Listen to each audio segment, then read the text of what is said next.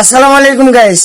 এতদিন তো আপনারা সবাই অনেক যুদ্ধের ক্ষেত্রে দেখেছেন। আপনারা আমাদের মুসলমানের উপরে কত অন্যায় অত্যাচার হচ্ছে।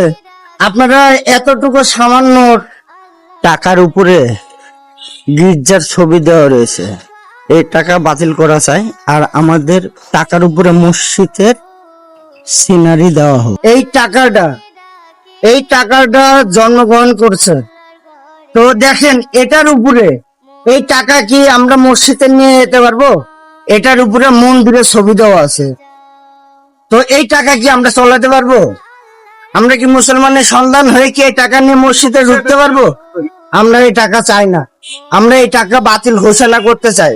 আমরা যদি সবাই একমত হই, অবশ্যই আমার ভিডিওতে বেশি বেশি করে শেয়ার করে সবাইকে দেখার সুযোগ করে দিবেন।